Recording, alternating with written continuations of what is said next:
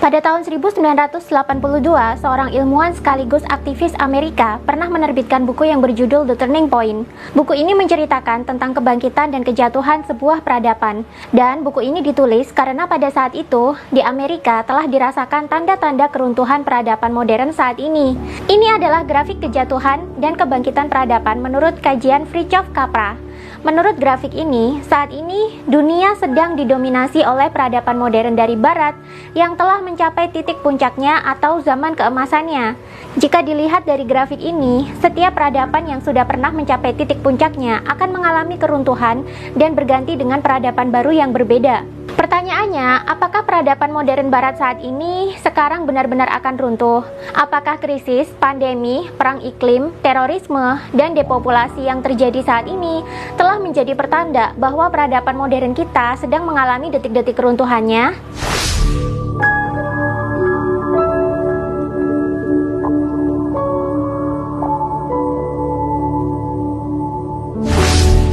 Sejak Perang Dunia Kedua usai, sebuah tatanan baru telah terbentuk. Dunia telah dibagi menjadi 3 bagian besar dengan kelompok-kelompok negara di dalamnya. Bagian pertama disebut sebagai negara dunia pertama. Ini diisi oleh jajaran negara-negara maju dari Barat yang dulunya adalah pemenang dari Perang Dunia Kedua beserta sekutunya. Negara-negara ini sekarang menjadi lokasi berdirinya perusahaan-perusahaan multinasional yang menguasai 70% perputaran uang di dunia. Cara simpelnya, negara dunia pertama adalah negara sarangnya perusahaan-perusahaan globalis. Sifat dari negara dunia pertama ini adalah kapitalis. Selanjutnya, ada negara dunia kedua yang diisi oleh negara-negara ex-blok komunis yang dulu menjadi musuh bagi blok barat yang kapitalis. Negara dunia kedua ini diisi oleh Uni Soviet dan sekutu-sekutunya. Namun, pasca Perang Dingin berakhir, negara dunia kedua sudah tidak terdengar lagi karena Uni Soviet sebagai negara komunis terbesar telah hancur dan pecah. Yang terakhir adalah negara dunia ketiga. Bagian ini diisi oleh negara-negara miskin dan berkembang tapi kaya dengan sumber daya alam. Negara-negara di sini tidak akan bisa menjadi negara kaya raya sebab sistem tatanan dunia baru telah menata mereka sebagai lokasi penyuplai sumber daya alam bagi bisnis-bisnis di negara dunia pertama. Negara dunia ketiga juga dijadikan sebagai penyuplai buruh bagi pabrik-pabrik perusahaan multinasional di negara dunia pertama yang tentu saja bayaran para pekerja ini sangat murah. Produk-produk yang dihasilkan oleh perusahaan multinasional ini kemudian dijual secara global, namun keuntungannya masuk ke kantong-kantong perusahaan multinasional di negara dunia pertama. Karena itu, negara-negara di dunia pertama itu kaya-kaya, sedangkan negara-negara di dunia ketiga cenderung miskin atau mentok menengah lah. Penataan dunia yang seperti ini membuat peradaban kita masuk ke dalam era peradaban modern yang tentu saja didominasi oleh kemajuan teknologi dan ekonomi dari Barat.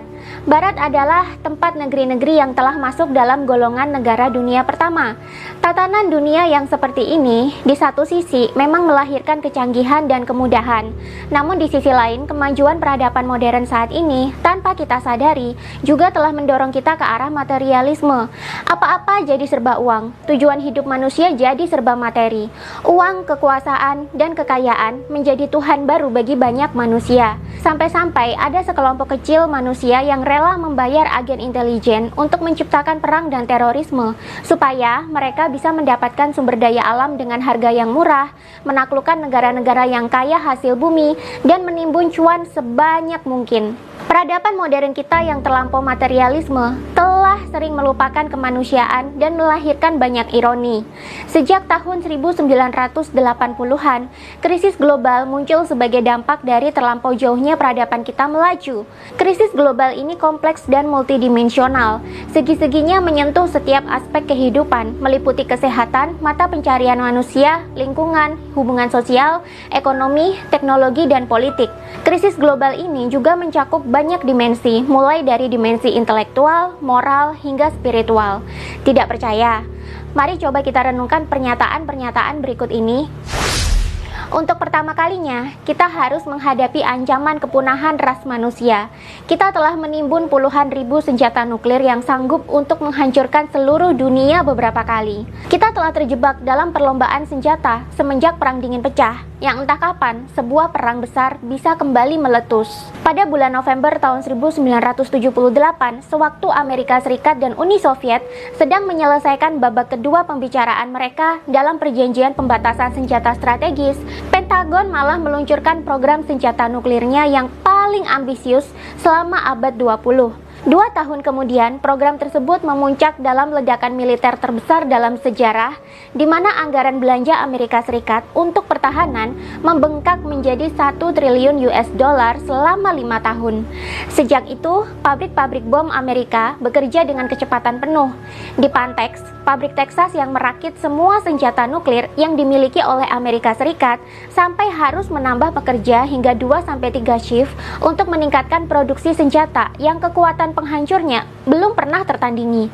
Pertanyaannya, Amerika Serikat mau berperang melawan siapa sih dengan senjata sebesar itu? Terus perangnya kapan? Lebih dari 100 negara yang sebagian besar diantaranya adalah negara dunia ketiga telah terlibat dalam bisnis pembelian senjata. Ironisnya, penjualan perlengkapan militer ini baik untuk perang nuklir seperti Perang Dunia Kedua atau perang konvensional seperti di Timur Tengah, ternyata nominalnya lebih besar daripada pendapatan nasional dari semua negara. Jadi, negara-negara di dunia ini banyak yang harus merogoh kocek mereka untuk membeli senjata dan alutsista, dan jumlahnya seringkali lebih besar dari pendapatan nasional negara itu sendiri. Sementara itu, lebih dari 15 juta orang di dunia harus meninggal karena kelaparan setiap tahunnya. 500 juta lainnya harus menderita kekurangan gizi dengan serius. Hampir 40% penduduk dunia tidak bisa mengakses layanan kesehatan secara profesional. Namun negara-negara berkembang justru menghabiskan biaya 3 kali lebih besar untuk persenjataan dibandingkan untuk kesehatan. 35% umat manusia di dunia ini kekurangan air minum dan air bersih. Tapi separuh dari seluruh ilmuwan di dunia malah terlibat dalam teknologi pembuatan senjata. Di Amerika Serikat, Pentagon justru mengatakan kepada Amerika bahwa membangun lebih banyak senjata akan membuat negara lebih aman. Kenyataannya justru sebaliknya. Semakin banyak senjata nuklir tercipta, maka semakin besar potensi bahayanya. Senjata nuklir akan meningkatkan kemungkinan terjadinya kerusakan secara global. Ancaman perang nuklir merupakan bahaya terbesar yang harus dihadapi umat manusia saat ini, walaupun beberapa puluh tahun yang lalu, tokoh-tokoh dunia telah memutuskan untuk menggunakan atom atau nuklir sebagai sumber energi yang bersih, murah, dan terpercaya bagi masyarakat. Meskipun kini nuklir sudah mulai bergeser menjadi sumber energi, bukan melulu menjadi senjata, ternyata energi nuklir tidak benar-benar aman dan murah loh. 360 reaktor nuklir telah beroperasi, ratusan lainnya sedang dalam tahap pembangunan. Tapi sadarkah kalian, jika energi nuklir pun menjadi ancaman bagi ras manusia? Elemen-elemen radioaktif yang dilepaskan oleh reaktor nuklir sama dengan elemen-elemen yang membentuk ledakan bom atom. Ribuan ton bahan beracun ini bisa jadi telah lepas ke lingkungan oleh letusan-letusan nuklir dan tumpahan reaktor. Karena bahan-bahan beracun ini terus menumpuk dalam udara yang kita hirup, makanan yang kita makan, dan air yang kita minum, maka resiko kita terhadap berkembangnya kanker dan penyakit genetika lain akan semakin meningkat. Ekosistem global pun mengalami ancaman ke arah munculnya bencana ekologis dalam skala yang besar. Kelebihan penduduk dan kemajuan teknologi industri telah menjadi penyebab terjadinya degradasi hebat pada lingkungan alam yang seharusnya menjadi gantungan hidup kita. Kota-kota menjadi tertutup oleh asap kabut hasil polusi udara yang menyesakkan.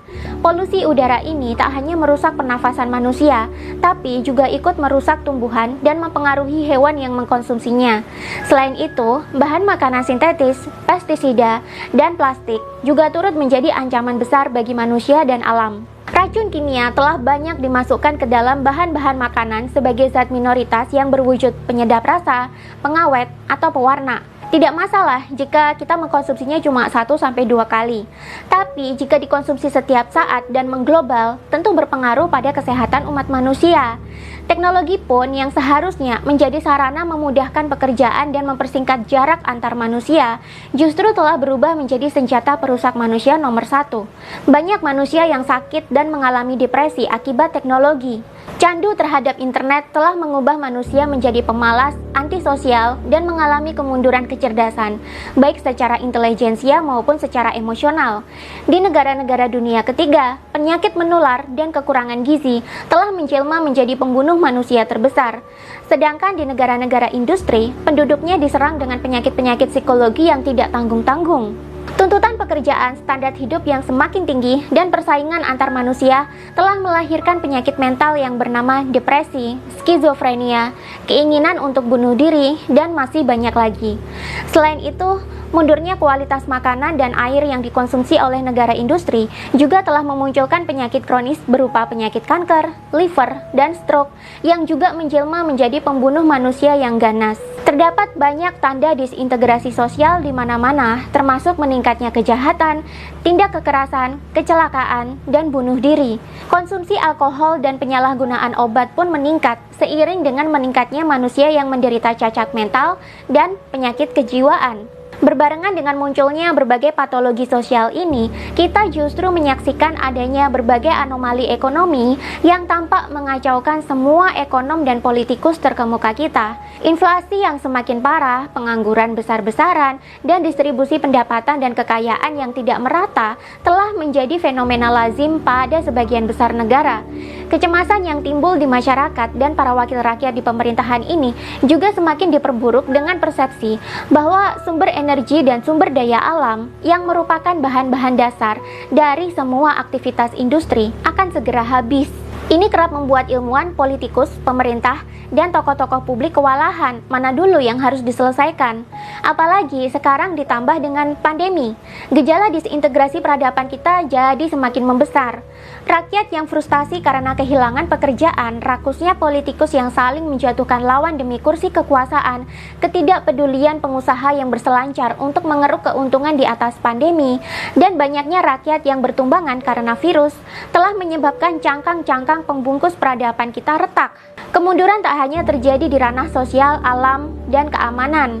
Di ranah agama pun terjadi kemunduran. Agama yang seharusnya menjadi penuntun perilaku manusia menuju kebaikan dan kedamaian umat, kini telah banyak disalahgunakan untuk kepentingan kelompok. Banyak ayat dan doktrin agama yang ditafsirkan secara keras dan kejam. Tafsiran agama digunakan untuk membentuk radikalisme dan terorisme yang menghancurkan negara dari dalam. Akhirnya muncullah figur penjahat yang berbalut baju kesucian, sehingga menipu siapapun yang polos, tapi memuakkan siapapun yang sadar. Peradaban kita telah berjalan terlalu jauh. Peradaban kita telah kehilangan titik keseimbangannya. Kita sedang mengalami detik-detik krisis global, yang kalau menurut Fritjof Capra sama saja dengan krisis di fase kehancuran sebuah peradaban. Tapi, apakah setelah peradaban modern ini hancur, dunia akan hancur juga? Belum tentu. Menurut sejarah, di setiap detik-detik kehancuran peradaban selalu ditandai dengan krisis. Krisis muncul sebagai aspek transformasi atau perubahan. Menurut filosofi Cina, krisis kerap disebut sebagai Weiji, yang terdiri dari huruf-huruf yang berarti bahaya dan kesempatan. Di setiap krisis, selalu ada kesempatan untuk melenting balik ke atas. Di setiap krisis, selalu muncul perubahan yang melahirkan peradaban baru yang lebih baik dari sebelumnya. Tapi, perubahan ini akan mendisrupsi atau merusak nilai-nilai di peradaban lama. Di peradaban kita yang nampaknya segera runtuh ini, nilai-nilai apa sajakah yang akan berubah? Apakah kita sudah siap untuk berevolusi dan menempati peradaban baru yang berbeda dengan peradaban masa kini yang sudah rusak?